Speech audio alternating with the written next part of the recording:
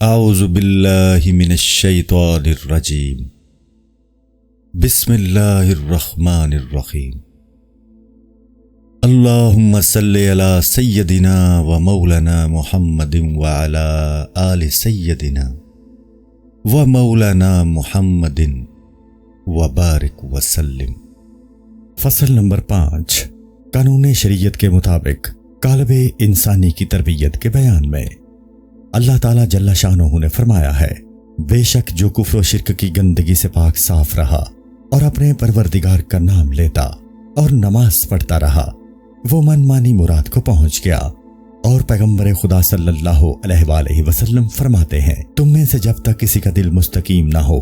اس کا ایمان مستقیم نہیں ہو سکتا، اور جب تک زبان مستقیم نہ ہو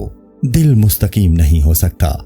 اور جب تک عمل مستقیم نہ ہو زبان مستقیم نہیں ہو سکتی۔ واضح ہو کہ اللہ تعالیٰ نے ارواح کی راہ دل کی طرف کھولی ہے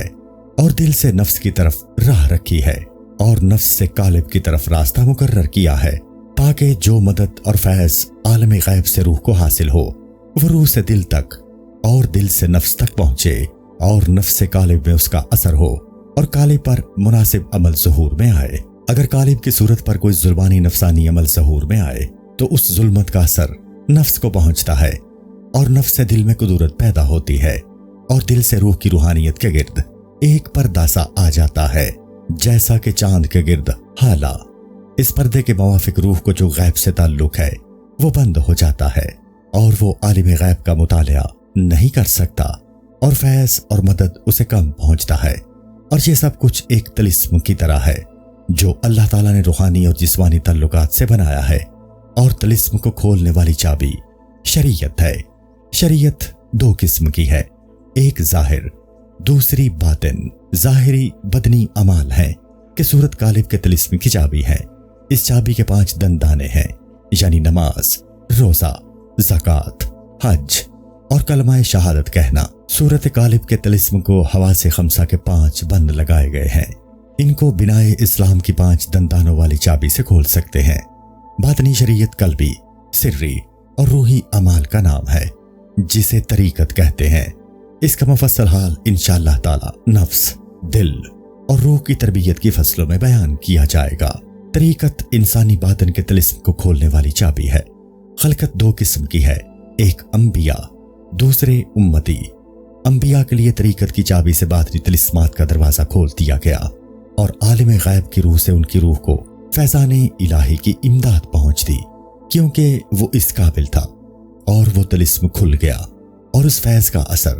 دل پر پہنچا، اور دل سے نفس کو، اور پھر صورت قالب میں قول تعالی، تجھے نہیں معلوم تھا کہ کتاب کیا ہے اور ایمان کیا، ہم ہی اپنے بندوں میں سے جسے چاہتے ہیں اس کے لیے اسے ہدایت کا نور بنا دیتے ہیں۔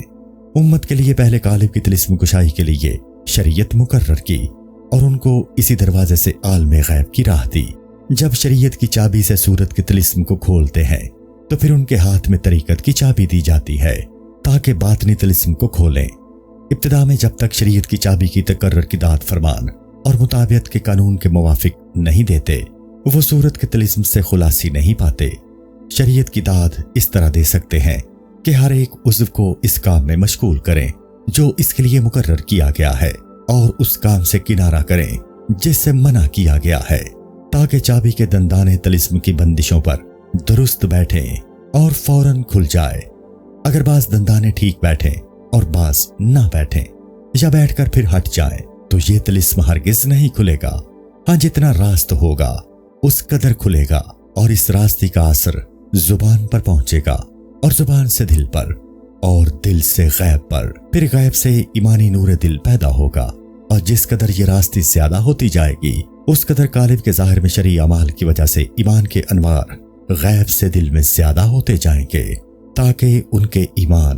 ایمان سے زیادہ ہو جائیں، یہاں تک کہ صورت قالب کی پرورش شرعی قانون کے موافق کمال کو پہنچ جائے گی، جیسا کہ حدیث شریف میں آیا ہے۔ 5 حصوں کی بند کی طلسم کشائی کے لیے شریعت کے 5 رکنوں کو چابی کے دندانے فرض کرنا اس وجہ سے ہے کہ ان کو یہ سبب 5 حواس کے نقصان اور پردہ ظاہر ہوا ہے، جس نے انہیں چوپایوں کے درجے تک پہنچا دیا ہے، بلکہ اس سے بھی نیچے اگر وہ اسی مرتبہ میں رہیں اور اس قید کو نہ توڑیں اور ان صفات سے خلاصی نہ پائیں تو پھر انہی کے حق میں وہ ڈھور ڈانگر ہیں، بلکہ ان سے بھی زیادہ گمراہ فرماتا ہے۔ ڈھور ڈانگر عالم سفلی سے برخورداری حاصل کرتے ہیں اور ان 5 حواس کے ذریعے جن میں سے ایک دیکھنا ہے اور جو آنکھ سے تعلق رکھتا ہے، سب یہی چاہتے ہیں کہ خوبصورت اور عمدہ چیز کو دیکھیں۔ دوسرے سننا جو کان سے تعلق رکھتی ہے، سب یہی چاہتے ہیں کہ عمدہ آواز سنیں اور مکروہ آواز سے ڈرتے ہیں۔ تیسرے سونگنا جو ناک سے تعلق رکھتی ہے، سب یہی چاہتے ہیں کہ خوشبو سونگیں۔ چوتھے چکھنا جو تالو سے تعلق رکھتی ہے، سب یہی چاہتے ہیں کہ لذیذ کھانا کھائیں۔ پانچویں چھونا جو سارے بدن سے تعلق رکھتی ہے، غرض کے تمام بدن سے یہی چاہتے ہیں کہ ڈھور ڈانگروں کسی لذتوں اور شہوتوں کو پورا کریں اور انہیں دوسرے عالم کی بالکل خبر تک نہیں، اور ان کے پاس کوئی ایسا آلہ نہیں جس سے وہ عالم علوی اور آخرت سے برخورداری حاصل کر سکے۔ بس یہ 5 حصے آدمی کو دی گئی ہیں اور اسے دوسرے آلات کی وجہ سے جو باقی حیوانات کو حاصل نہیں، دوسرے عالموں کی برخورداری دی گئی ہے۔ اگر پورے طور پر ڈھور ڈانگروں کے عالم کے فوائد میں مشغول ہو جائے تو پورے طور پر دوسرے عالموں اور دوسرے فائدوں سے محروم رہ جاتا ہے اور حیوانات کی طرح ہو جاتا ہے، بلکہ ان سے بھی بدتر۔ اس واسطے کہ ڈھور ڈانگر چونکہ دوسرے عالموں سے محروم ہے، اس لیے اس کو عالموں کے علم سے محرومی نہیں ہوگی، اور اسی واسطے ان کو حرمان کی دید اور اس دولت کے گم ہو جانے کے نقصان کی وجہ سے عذاب نہیں ہوگا۔ لیکن انسان کو قیامت کے روز اس حرمان کی دید اور دولت کے ضائع کر دینے کی بابت باز پرس ہوگی، اور وہ اپنے ہم جنسوں کو، اور جب تو بہشت کی مجموعی حالت کو دیکھے تو وہاں تجھے ہر قسم کی نعمت اور بڑی سلطنت کے ساز و سامان دکھائی دیں گے کہ دولت سے فائدہ اٹھاتے ہوئے دیکھیں گے اور اس دولت کے حرمان اور فرمان کی مخالفت کا عذاب اٹھائیں گے، لیکن حیوانات کو ان باتوں میں سے ایک بھی نہیں ہوگی، اور اسی وجہ سے بلہم ازل فرمایا ہے۔ اور اگر انسان حیوانی ڈھور ڈانگروں کے فوائد کو بالکل چھوڑ دے تو اس کے قالب کی تربیت نہیں ہو سکے گی اور اس لیے ان فوائد سے محروم رہ جائے گا۔ بس اسی واسطے شریعت بیچ دی گئی ہے تاکہ حیوانی چراگاہوں پر قبضہ کر کے فرمان الہی کے مطابق کام کرے، نہ کہ طبیعت کے فرمان کے مطابق، کیونکہ طبیعت سے سر بسر ظلمت نمودار ہوتی ہے اور فرمان الہی سے نور حویدہ ہوتا ہے۔ اس واسطے کہ جب طبیعت کے موافق عمل کرے گا تو اپنے تئیں کچھ خیال کرے گا، اور یہی بات ظلمت اور حجاب کا باعث ہے، اور جب فرمان کے مطابق عمل کرے گا تو اس وقت وہ حق کو دیکھے گا اور اپنے تئیں کچھ نہ خیال کرے گا، اور یہی عین نور اور رفع حجاب ہے۔ دوسرے یہ بات ہے کہ جو ظلمت اور کدورت قالب میں ان حرکات طبی کے باعث جو نفس کی مراد کے موافق کی گئی ہوں ظاہر ہو، اس کے ذریعے وہ شرعی عقیدات جو مراد نفس کے برخلاف ہیں اٹھ جاتی ہیں، اور نئے شرع کا ہر ایک رکن اسے پہلی قرارگاہ وہاں سے آنا اور پھر خوشی خوشی اپنے مقام میں جس سے مراد رب العالمین کا قرب و جوار ہے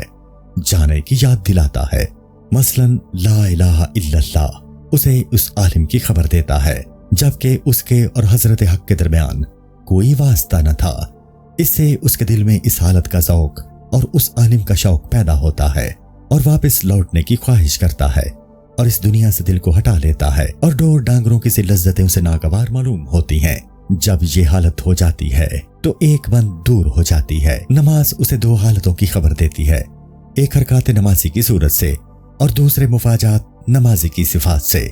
حرکات نماز کی صورت اسے اسی جہان میں آنے کی خبر دیتا ہے اور پھر اس جہان میں واپس جانے پر دلالت کرتا ہے۔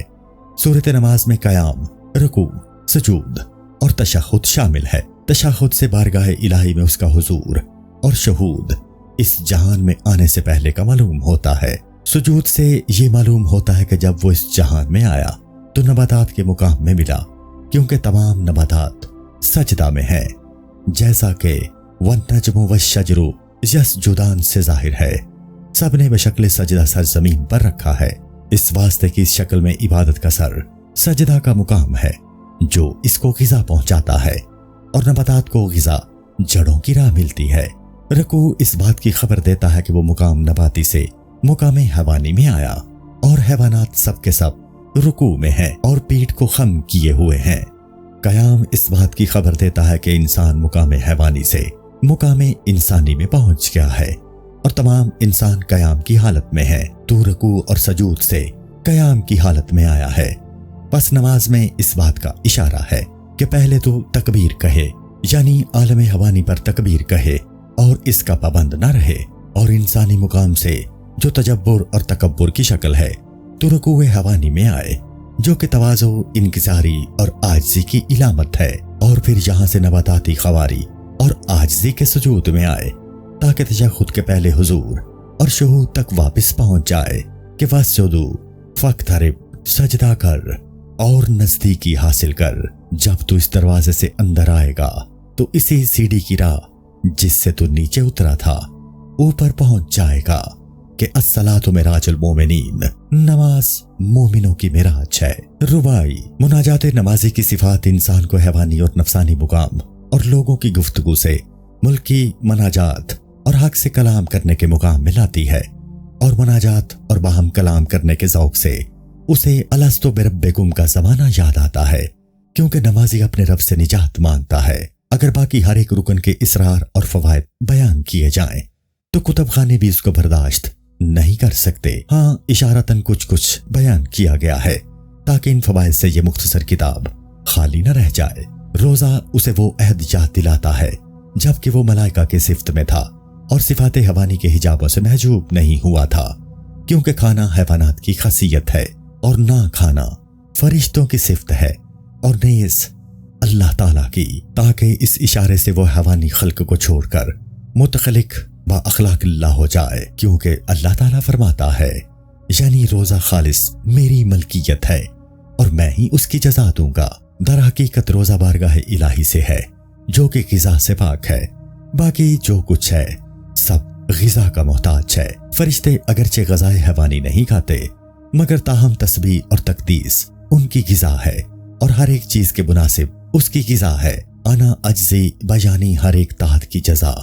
بہشت ہے، اور روزے کی جزا تخلق بے اخلاق ہے۔ عیسیٰ علیہ السلام پر وحی نازل ہوئی کہ تو بھوکا رہ، تو مجھے دیکھ لے گا، اور اگر دنیا سے تعلق کرے گا تو میرے ساتھ آ ملے گا۔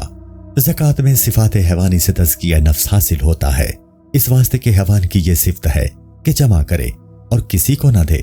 اور آدمی کو ضروری جمع کرنا پڑتا ہے۔ اگر اس جمع کیے ہوئے میں سے کچھ نہ دے تو وہ صفت حیوانی کی علائش سے آلودہ رہتا ہے۔ زکوٰۃ دو تاکہ تو اس علائش سے پاک ہو جائے کہ ان کے مال سے صدقہ لے کر اس کے وسیلے ان کو پاک اور پاکیزہ بنا۔ ایسا کرنے سے تو صفات حق سے موصوف ہو جائے گا، کیونکہ بخشش اور سخاوت اللہ تعالیٰ کی صفت ہے۔ بس جس نے عطا کی اور پرہیزگاری اختیار کی اور اچھی بات یعنی دین اسلام کو سچ سمجھا، تو ہم آسانی کی جگہ یعنی بہشت میں پہنچنے کا رستہ اس کے لیے آسان کر دیں گے۔ حج سے اس بات کا اشارہ ہے کہ وہ بارگاہ الہی کی طرف مراجعت کرتا ہے، یعنی اے شہر انسانیت کے رہنے والے اور طبیعت حوانی کے مقیم اور ہمارے کعبہ وصال سے بے خبر ہوئے تو کب تک اس منزل میں مقام کرے گا؟ تمہارے جورو بچے تمہارے دشمن ہے کہ علائق میں پھنسا رہے گا۔ اٹھ اور مردوں کی طرح آ، اور بہادرانہ ان تعلقات کو چھوڑ اور جورو بچے اور خاندان کو ودا کر، اور دل کو جو کہ ہماری خاص نظرگاہ ہے انسانی تعلقات کی علائش سے صاف کر کے ان دل لبھانے والی دنیاوی منزلوں سے قدم باہر رکھ، اور نفس امارہ کے جنگل کو طے کر کے جب تو دل کی حرمگاہ میں پہنچے تو باز گشت کے پانی سے غسل کر اور بشریت کی پوشاک اور لباس اتار کر عبودیت کے احکام کا لباس پہن، اور عاشقوں کی طرح لبیک کہتا ہوا معرفت کے عرفات میں آ، اور عنایت کے جبل رحمت پر آ، اور ہمارے قرب کے حرم حریم میں قدم رکھ، اور اشار بندگی کے مشعر الحرام میں پاؤں رکھ، اور وہاں سے میرے منام میں پہنچ کر نفس سے بیمی کو ذبح کر، اور پھر ہمارے وصال کے کعبہ کا رخ کر کہ میرا رخ زمینوں اور آسمانوں کے پیدا کرنے والے کی طرف ہے۔ اور جب تو وہاں پہنچ جائے تو اپنے نفس کو چھوڑ کر اوپر آ جا کر طواف کر،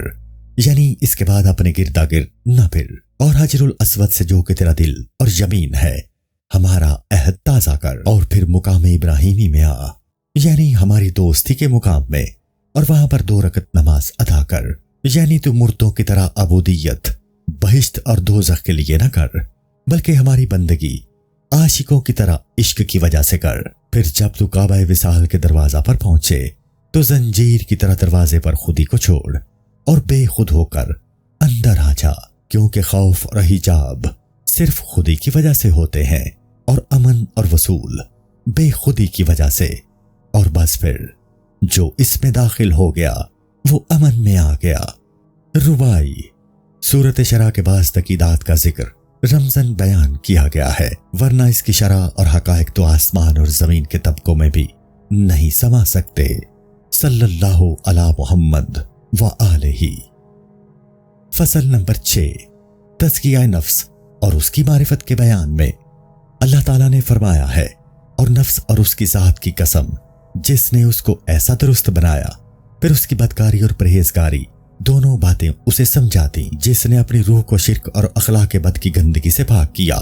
وہ ضرور ہی اپنی مراد کو پہنچا، اور جس نے اسے دبا دیا ضرور گھاٹے میں رہا۔ پیغمبر خدا صلی اللہ علیہ وآلہ وسلم فرماتے ہیں، تو اس نفس کو اپنا دشمن جان جو تیرے دونوں پہلوؤں کے بیچ میں ہے۔ واضح رہے کہ نفس ایک ایسا دشمن ہے جس کے مکر اور ہیلے کی کوئی انتہا نہیں۔ اس کے شرک کو دور کرنا اور اس کو مغلوب کرنا سب سے اچھا کام ہے، کیونکہ وہ دنیاوی شیطانوں اور کافروں سے بھی بڑھ کر انسان کا دشمن ہے، جیسا کہ پیغمبر خدا صلی اللہ علیہ وآلہ وسلم نے فرمایا ہے۔ بس نفس کی تربیت کرنا اور اس کی اصلاح کرنا اور اسے امارگی کے درجے سے مطمئنگی کے مرتبے میں تبدیل کرنا بڑا بھاری کام ہے، اور اسی میں انسانی سعادت کا کمال ہے، اس واسطے کہ اس کی تربیت سے اس کی شناخت حاصل ہوتی ہے، اور نفس کی شناخت سے من عرف نفسہ فقط عرف ربہ، جس نے اپنے نفس کو پہچانا بے شک اس نے اپنے رب کو پہچانا کہ بے موجب حق کی شناخت لازم آتی ہے، اور معرفت ہی تمام سعادتوں کے سردار ہے۔ لیکن یہاں پر ایک لطیف دقیقہ ہے کہ جب تک تو نفس کو نہ پہچانے گا اس کی حقیقی شناخت جو کہ معرفت حق کا موجب ہے حاصل نہ ہوگی، اور اس کے لیے بہت سی کتابیں لکھنی چاہیے تاکہ پورا مقصد حاصل ہو سکے، مگر یہاں پر انشاءاللہ ہر ایک چیز سے کچھ مفید رموز بیان کی جائیں گی۔ در بیان معرفت نفس واضح رہے کہ ارباب طریقت کی اصطلاح میں نفس سے مراد وہ لطیف جاری مراد ہے جو دل سے پیدا ہوتی ہے، اور جسے حکمہ روح حیوانی کہتے ہیں، اور جسے بری صفات پیدا ہوتی ہیں، جیسا کہ اللہ تعالیٰ جل شانہ نے فرمایا ہے، بے شک نفس بری باتوں کا حکم کرتا ہے، لیکن اس کا مقام آدمی کے سارے وجود میں ہے اور ہر ایک جز کو گرے ہوئے ہے، جس طرح کہ اخروٹ اور تل کے ہر ایک جزو میں روغن موجود ہوتا ہے۔ اور پیغمبر خدا صلی اللہ علیہ وآلہ وسلم نے جو بین جنیک فرمایا ہے اس سے یہ اشارہ ہے کہ اس کی صفات زیادہ تر دونوں پہلوؤں کے بیچ میں سے ظاہر ہوتی ہیں، جیسے کھانے پینے کی حرص، شہوت نفسانی وغیرہ۔ دوسرے حیوانات کا نفس بھی وجود میں ٹھیک اسی طرح ہوتا ہے، لیکن نفس انسانی کو عالم بقا کی چاشنی بھی حاصل ہے تاکہ قالب سے جدا ہو کر باقی رہ سکے، خواہ بہشت میں ہو یا دوزخ میں، وہ ہمیشہ باقی رہے گا، جیسا کہ خالدین فیہا ابداً سے ظاہر ہے۔ اس کے برخلاف باقی حیوانات کے نفوس کو عالم بقا کی چاشنی نہیں دی گئی، اور اسی لیے وہ قالب سے جدا ہو کر ناچیز ہو جاتے ہیں۔ اس صورت میں یہ سوال لازم آتا ہے کہ نفس کو اس عالم کی چاشنی حاصل کس طرح ہو گئی؟ واضح رہے کہ بقا دو قسم کی ہے، ایک وہ جو ہمیشہ باقی تھی اور باقی رہے گی، وہ اللہ تعالیٰ کی بقا ہے، دوسرے وہ جو پہلے نہ تھی اور پھر ظاہر ہوئی اور بعد ازاں باقی رہے گی۔ اس قسم کی بقا ارواح، ملکوت اور عالم آخرت کی بقا ہے جو پہلے نہ تھی، اللہ تعالیٰ نے پیدا کی اور ابد تک قائم رہے گی۔ پس انسانی نفس کو دونوں قسم کی بقا کی چاشنی حاصل ہے۔ بقائے الہی کی چاشنی کا اثر اسے آدم کی مٹی کو خمیر کرتے وقت حاصل ہوا کہ بیدی کے اختصاص سے مشرف ہوتے وقت مٹی اور پانی میں جو نفس کمایا تھا، قبولیت بقا کی استعداد اس میں رکھی گئی، جو کہ کسی اور مٹی اور پانی اور دوسرے نفوس کو حاصل نہیں ہوئی۔ اور بقائے ارواح کی چاشنی کا اثر اسے قالب اور روح کے ملنے کے وقت حاصل ہوا، اور اس کی مثال ایسی ہے جیسے کوئی مرد کسی عورت سے ہم بستر ہو اور اسے ایک نر جو باپ سے ملتا جلتا ہو اور دوسرے مادہ جو ماں سے مشابہت رکھتی ہو پیدا ہو۔ اسی طرح روح اور قالب کے ملنے سے دو فرزند نفس اور دل پیدا ہوئے۔ ان میں سے دل نر تھا جو اپنے باپ اور روح سے ملتا جلتا ہے، اور نفس مادہ جو اپنے ماں خاکی قالب سے ملتی ہے۔ دل میں روحانی اور علوی تمام عمدہ صفات ہوتی ہیں، اور نفس میں خاکی اور سفلی تمام بری صفات ہیں، لیکن چونکہ روح اور قالب کا جنا ہوا ہے اس لیے اس میں بعض نیک صفات جو روحانیت کے متعلق ہیں اور بقا جو کہ روح کی صفت ہے موجود ہے۔ بس اس وجہ سے انسانی نفس کو برخلاف حیوانات کے نفوس کے جو عناصر سے پیدا ہوئے ہیں بقا حاصل ہوئی۔ نفوس حیوانی میں روحانیت کی ذرا بھی چاشنی نہیں، اسی واسطے ان کو فنا لازم آتی ہے۔ چونکہ آدم کے نفس میں اس کے فرزندوں کے نفوس کے ذرات شامل تھے، اس لیے جب تمہارے پروردگار نے بنی آدم سے یعنی ان کی پیٹھوں سے ان کی نسلوں کو باہر نکالا کے بموجب جو ذرہ باہر نکالا اس میں ہر فرزند کے قالب کی خاک موجود تھی اور اس کے نفس کا ذرہ اس ذرے میں عالم ارواح کے بالمقابل مختلف صفوف میں موجود تھا۔ چونکہ ارواح کی صفوں میں اختلاف تھا، اس لیے ہر ایک روح اس اپنے ذرے کے موافق اس کے بالمقابل تھی اور اس نے اسی ذرے کی طرف توجہ کی اور اس ذرے میں الستو بربکم کے سننے کی قابلیت ظاہر ہوئی اور بلا کے کہنے کی شائستگی نمودار ہوئی۔ ذرات کو آدم کی پیٹھ سے باہر نکالنے میں فائدہ یہ تھا کہ وہ ارواح کا پرتو ان پر پڑے۔ اگر یہ نہ ہوتا تو کیا حق تعالی پیٹھ ہی میں سوال نہیں کر سکتا تھا؟ لیکن چونکہ ان ذروں پر ارواح کی نظر نہ تھی، اس واسطے وہ جواب نہیں دے سکتے تھے۔ بس ان ذروں کو آدم کی پیٹھ میں بھیجا تاکہ اللہ تعالیٰ اپنے فضل و کرم سے ان کی محافظت کرے، اور یہی وجہ ہے کہ ان کو باپوں کی پیٹھوں اور ماؤں کے رحموں میں محفوظ رکھتا ہے اور پیٹھ سے پیٹھ میں اور رحم سے رحم میں ملاتا ہے، یہاں تک کہ ایجاد کے وقت اس ہر ایک ذرے کو ماں اور باپ کے پانی سے ملاتا ہے اور باپ کی پیٹھ اور ماں کے سینے میں بھیجتا ہے کہ اس پانی سے پیدا کیا گیا ہے جو پیٹھ اور سینے کی ہڈیوں سے اچھل کر نکلتا ہے، یعنی منی۔ صحبت کے وقت جب مرد عورت دونوں ملتے ہیں تو دونوں نطفے رحم میں آپس میں مخلوط ہوتے ہیں، جیسا کہ اللہ تعالیٰ فرماتا ہے بے شک ہم نے انسان کو ایسے نطفے سے پیدا کیا جو خون اور پانی کی آمیزش سے بنا ہے، پھر وہ نطفہ علقہ کی صورت اختیار کرتا ہے اور علقہ سے گوشت کا لوتھڑا بنتا ہے۔ پھر جب 3 چلے گزر جاتے ہیں تو اس بات کا حق حاصل ہو جاتا ہے کہ اس پر عالم ارواح کی نظر پڑے، پھر اس لوتھڑے میں روح داخل ہوتی ہے، جیسا کہ پھر ہم نے اسے اور زندگی دی سے ظاہر ہے، اور پھر خاص مدت رحم میں رہ کر بچہ پیدا ہوتا ہے اور پھر بلوغت کو پہنچتا ہے تو نفس بھی اپنی نفسانیت کے کمال کو پہنچ جاتا ہے۔ بعد ازاں اس میں شرعی تکالیف کو برداشت کرنے کی قابلیت آ جاتی ہے۔ اگر پہلے ہی اس پر شرعی تکالیف کا بوجھ آن پڑتا تو اس کی پرورش بدرجہ کمال نہ ہوتی اور نہ وہ ان ظاہر اور حقیقت میں تکالیف کا متحمل ہو سکتا۔ وہ نماز، روزہ اور حج کی شرائط کو بجا نہ لا سکتا جو کہ بدنی اعمال ہے اور ان کے لیے جسمانی قوت درکار ہے، اور ازرو حقیقت جب تک نفس کا قالب اپنے کمال کو نہیں پہنچ جاتا اس وقت تک دل جو کہ عقل کا مقام، ایمان کی کان اور حق تعالیٰ کی نظر کا ہے، اس لائق نہیں ہوتا کہ عقل ایمان کے نور کا مظہر اور نظر حق کا منظر ہو سکے، اس واسطے کہ وہ ابھی حد کو نہیں پہنچا۔ اگرچہ ہر وقت ان انوار میں سے کچھ کچھ بتدریج آتا ہے، لیکن درست اور پورے طور پر قابل اسی وقت ہوتا ہے جب بلوغت کی حد کو پہنچتا ہے اور عقل ظاہر ہوتی ہے۔ اس کا مفصل حال انشاءاللہ تربیت دل کی فصل میں بیان کیا جائے گا۔ اب چونکہ اس مختصر کے موافق تجھے نفس کی کچھ معرفت حاصل ہو چکی ہے، اب سن کہ اس کی تربیت کس طرح ہوتی ہے۔ واضح رہے کہ نفس میں 2 ذاتی صفتیں ہیں جو اس نے ماں سے حاصل کی ہیں، اور باقی تمام بری صفتیں ان دونوں جڑوں سے پیدا ہوتی ہیں، اور وہ اس کی صفتیں ہیں۔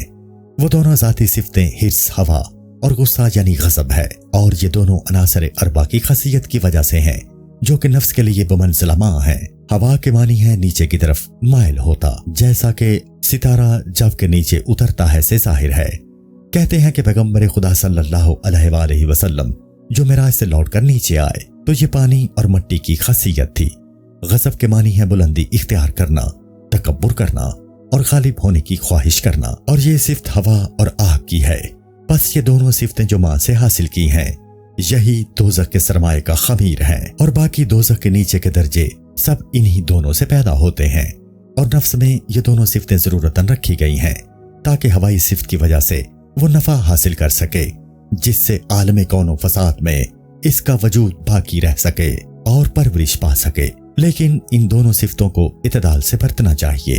کیونکہ اس کا نقصان نفس اور بدن کے نقصان کا موجب ہے، اور ان کی زیادتی عقل اور ایمان کے نقصان کا باعث ہے۔ اور اعتدال سے نفس کی تربیت اور تزکیت کرنا ان دونوں صفات ہوا، اور غضب سے نفس کو باز رکھنا ہے، اس کی ترازو ہر حالت میں شریعت کا قانون ہے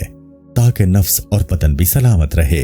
اور عقل اور ایمان بھی ترقی پائے۔ اپنے اپنے مقام پر ہر ایک کو شرع کے فرمان کے مطابق استعمال کرنا چاہیے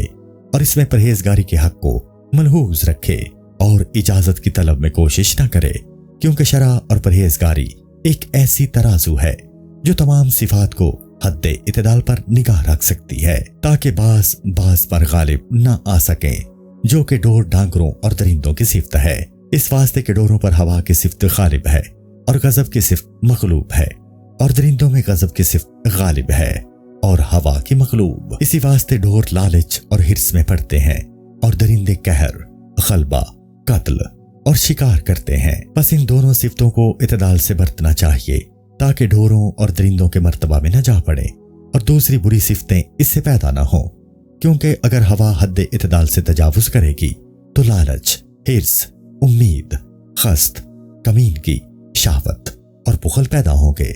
ہوا کو اعتدال پر رکھنے کے یہ معنی ہے کہ نفع کا حاصل کرنا جو اس کی خاصیت ہے ضرورت کے موافق کیا جائے، کیونکہ اگر ضرورت سے زیادہ کیا جائے تو اس سے لالچ پایا جائے گا، اور اگر قبل از وقت خواہش کرے تو حرص پیدا ہوگی، اور اگر عمر کے لیے رغبت کی جائے گی تو یہ امید ہو جائے گی، اور اگر کسی کمینی ادنا چیز کی طرف رغبت کرے گا تو کمینگی اور خست پیدا ہوگی، اور اگر کسی اعلیٰ اور لذیذ چیز کی خواہش کرے گا تو شہوت پیدا ہوگی، اور اگر کسی چیز کو محفوظ رکھنے کی خواہش کرے گا تو بخیل ہو جائے گا، اور یہ سب کچھ اسراف میں داخل ہے۔ اور حد سے بڑھ کر خرچ کرنے والوں کو اللہ تعالیٰ دوست نہیں رکھتا، اور اگر خرچ اخراجات سے ڈرے تو بد دل ہو جائے گا۔ اگر ہوا کی صفت دراصل مغلوب اور ناقص ہو جائے تو اس سے کمینگی، کم ہمتی اور پست ہمتی پیدا ہوتی ہے، اور اگر غضب کی صفت حد اعتدال سے تجاوز کر جائے تو بدخوئی، تکبر، عداوت، تندی، خودرائی، تغیر طبیعت، بے ثباتی، جھوٹ، خود پسندی، فخر کرنا، اپنے تئیں بڑا جاننا اور اپنے تئیں بانکا، ٹیڑھا خیال کرنے کی صفات پیدا ہو جاتی ہیں۔ اگر وہ غصہ نہیں نکال سکتا تو دل میں کینہ رکھے گا۔ اگر غضب کی صفت دراصل ناقص اور مغلوب ہو جائے تو بے حمیتی، بے غیرتی، دیوسی، سستی، کمینگی اور عاجزی پیدا ہوتی ہے، اور اگر یہ دونوں صفتیں ہوا اور غضب غالب آ جائیں تو ان سے حسد پیدا ہوتا ہے۔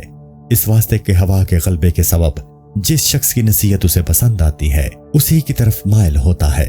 اور غضب کے غلبے کی وجہ سے یہ نہیں چاہتا کہ اس شخص کا بن جائے۔ اور حسد یہ ہے کہ جو کچھ دوسروں کے پاس ہو تو چاہے کہ تیرے پاس بھی ہو، اور یہ نہ چاہے کہ دوسرے کے پاس بھی ہو۔ ان بری صفات میں سے ہر ایک کے لیے دوزخ کا ایک ادنا درجہ مقرر ہے، اور جب یہ صفات نفس پر غالب آ جاتی ہیں تو نفس کی طبیعت بدکاری، بدعمالی، قتل، لوٹ، ایذا اور طرح طرح کے فسادوں کی طرف مائل ہو جاتی ہے۔ فرشتوں نے ملک کی نظر سے ملکوت میں آدم کے قالب کے اندر جب غور سے دیکھا تو اس میں یہ صفات دیکھ کر کہا، کیا تو ایسے شخص کو بناتا ہے جو اس میں فساد کرے گا اور خون گرائے گا؟ انہیں یہ معلوم نہ تھا کہ جب ڈور ٹانگروں اور شیطانی بری صفات پر شریعت کی اکسیر ڈالی جائے گی تو یہ سب ملکی، روحانی اور رحمانی صفات میں تبدیل ہو جائیں گی۔ اور اسی واسطے حق تعالیٰ نے ملائکہ کے جواب میں فرمایا تھا، میں وہ باتیں جانتا ہوں جو تمہیں معلوم ہی نہیں۔ شرع کی کیمیاگری ایسی نہیں کہ ان صفات کا بالکل کلاؤ کما کر دے، کیونکہ ایسا کرنے سے بھی نقصان ہوتا ہے۔ فلسفیوں کو اس مقام پر مغالطہ ہوا اور انہوں نے خیال کیا کہ ہوا، غضب اور شہوت وغیرہ تمام بری صفات کو بالکل دور کر دینا چاہیے۔ انہوں نے سالہ سال تک کوشش کی لیکن کامیابی حاصل نہ ہوئی، بلکہ الٹا نقصان ہوا اور بری صفات پیدا ہو گئیں۔ چنانچہ ہوا کی نفی کرنے سے کم ہمتی، کمینگی اور پست ہمتی پیدا ہو گئی، اور غضب کی نفی سے بے حمیتی، دین میں سستی، بے غیرتی، دیوسی، خباثت پیدا ہوئی۔ دین کی شریعت اور کیمیاگری کی یہ خاصیت ہے کہ ان صفات میں سے ہر ایک کو حد اعتدال پر لائے اور اپنے مقام پر صرف کرے، اور ایسا کرے کہ ان صفات پر غالب آ جائے، اور یہ صفتیں گھوڑے کی طرح اس کی متی اور فرما بردار بن جائے، جہاں اس کا جی چاہے چل دے،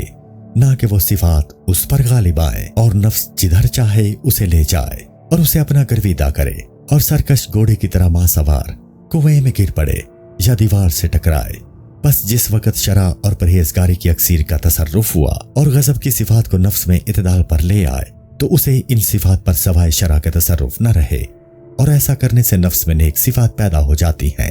مثلاً حیا، سخاوت، جود، شجاعت، علم، تواضع، مروت، قناعت، صبر، شکر اور نیک صفات، اور نفس امارگی کے مرتبے سے مطمئنگی کے مقام میں پہنچ جاتا ہے، اور اس سے روح کو اطمینان حاصل ہو جاتا ہے، اور سفلی منزلوں کے طے کرنے میں براق کی طرح روح کو اعلیٰ علیین کی بلندی اور کعبہ قوسین کے درجے پر پہنچا دیتا ہے، اور راضی خوشی اپنی رب کی طرف لوٹ آ کے خطاب کا مستحق ہو جاتا ہے۔ مصنف کتاب کہتا ہے، ربائی، روح کے لیے اپنے عالم میں واپس جانے کے لیے نفس کا براق ضروری ہے، کیونکہ وہ پیادا نہیں جا سکتا، اور جس وقت وہ اس جہان میں آیا تھا تو نفخہ یعنی پھونک کے براق پر سوار ہو کر آیا تھا، جیسا کہ وَنُفِخَتْ فِيهِ مِنْ رُوحِي، اور اس میں نے اپنی روح پھونکی سے ظاہر ہے، اور اب جب کہ اس جہان میں جانا چاہتا ہے اسے نفس کے براق کی ضرورت ہے، جہاں تک نفس کے میدان کی حد ہے، اور نفس کو چلنے میں دو صفات، ہوا اور غضب کی ضرورت ہے، بشرطے کہ وہ اوپر کی طرف جانا چاہے، اور اگر نیچے کی طرف جانا چاہے تو بھی انہی دونوں کی ضرورت ہے۔ اسی واسطے مشایخ قدس اللہ نے فرمایا ہے، اگر ہوا یعنی حرص نہ ہوتی تو کوئی فرد بشر بھی خدا کی طرف راستہ طے نہ کر سکتا۔ ہوا نفس کے نمرود کے لیے بے منزلہ گدھ کے ہے، اور غضب بمنزلہ دوسری گدھ کے۔ جب کبھی نفس کا نمرود ان دونوں گدھوں پر سوار ہوتا ہے اور گدھوں کا طمع اوپر کی طرف ہوتا ہے تو گدھ اوپر کی طرف اڑتے ہیں اور نفس کے سفلی نمرود کو علوی مقامات میں پہنچا دیتے ہیں، اور یہ اس طرح ہوتا ہے کہ جب نفس مطمئنہ کو ہوا اور غضب اسفل سے پھرا کر اعلیٰ کی طرف لاتے ہیں اور اپنے مطلوب سے وہ بارگاہ الہی کے نزدیک پہنچا دیتے ہیں۔ جب ہوا اوپر کا قصد کرتی ہے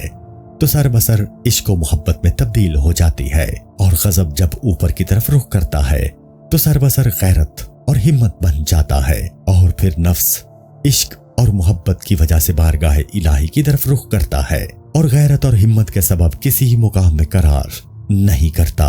اور نہ کسی کی طرف متوجہ ہوتا ہے، صرف اسے بارگاہ الہی کی دھن لگی ہوئی ہوتی ہے۔ روح کے لیے یہ دولت صرف بارگاہ الہی میں پہنچنے کے لیے وسیلہ ہے، جو اس سے پیشتر اسے عالم ارواح میں حاصل نہ تھی، اور فرشتوں کی طرح اپنے مقام پر راضی تھا، اور جلال عادیت کی شمع پر نوری اور منور مشاہدہ پر قناعت کیے بیٹھا تھا کہ ہم میں سے ہر ایک کا ایک خاص مقام ہے۔ اس میں اتنی جرت نہ تھی کہ اس مقام سے ایک قدم آگے بڑھاتا، بلکہ جبرائیل علیہ السلام کی طرح کہتا تھا، اگر میں انگشت بھر آگے بڑھتا تو البتہ جل جاتا، لیکن چونکہ روح نے خاک سے اشنائی کی، اس لیے عناصر کے ساتھ ملنے سے اس سے ایک فرزند یعنی نفس پیدا ہوا، اور نفس سے دو فرزند ہوا اور غضب پیدا ہوئے۔ ہوا ظلوم تھی اور غضب جہول۔ چونکہ نفس اسفل میں تھا اس لیے وہ دونوں ظلوم اور جہول اسے خطرناک مقام میں ڈالتے تھے، اور روح بھی انہی کا قیدی تھا۔ سب کے سب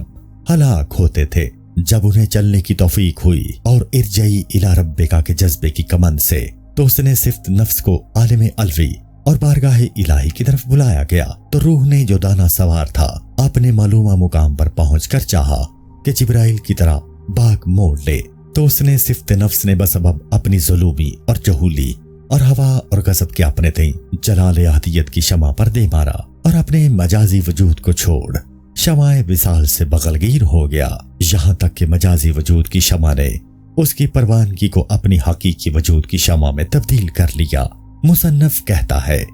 ربائی جب تک اپنی ظلومی اور جہولی کی دستکاری کے نقوش کو کمال تک نہ پہنچا لے، اس مقام میں نفس کو پورے طور پر نہیں پہچان سکتا کہ وہ کیا ہے اور اسے کس لیے پیدا کیا ہے اور کس مقام میں کس کام کے لیے مطلوب ہے۔ جب یہ دستکاری اس سے بدرجہ کمال ظاہر ہوئی اور پروانگی کی دیوانگی سے شمع نور بخشی کی حالت کو پہنچ گیا، تو میں اس کے لیے کان، آنکھ اور زبان بن جاتا ہوں۔ مجھ سے ہی وہ سنتا ہے اور مجھ سے ہی دیکھتا ہے اور مجھ سے ہی باتیں کرتا ہے۔ صادق آتا ہے، اور من عرف نفسہ فقط عرف ربہ، جس نے اپنے نفس کو پہچانا تحقیق اس نے اپنے پروردگار کو پہچانا محقق ہو جاتا ہے، یعنی جس نے نفس کو پروانگی سے پہچانا اسے پروردگار نے شمعیت سے دیکھا۔ اگر تم نہ ہوتے تو ہم ہوا یعنی محبت کو نہ پہچانتے، اور اگر ہوا یعنی محبت نہ ہوتی تو ہم تم کو نہ پہچانتے۔ وصلی اللہ علی محمد وآلہ۔ السلام علیکم۔ پوری کتاب دیکھنے کے لیے ہمارے یوٹیوب چینل صوفی سما کی پلے لسٹ میں جائیں۔ یہاں آپ کو مختلف بزرگوں کی کتابیں ملیں گی، اور جو کتاب پوری نہ ہوئی اس پر کام تیزی سے ہو رہا ہے اور ریگولر بیسس پر اپلوڈ ہوتی رہتی ہیں۔ آپ سے گزارش ہے کہ آپ ہمارے یوٹیوب چینل کو سبسکرائب کر لیں اور بیل نوٹیفیکیشن پر کلک کر لیں تاکہ ہماری آنے والی کتابیں آپ کو ملتی رہیں۔ جزاک اللہ خیر۔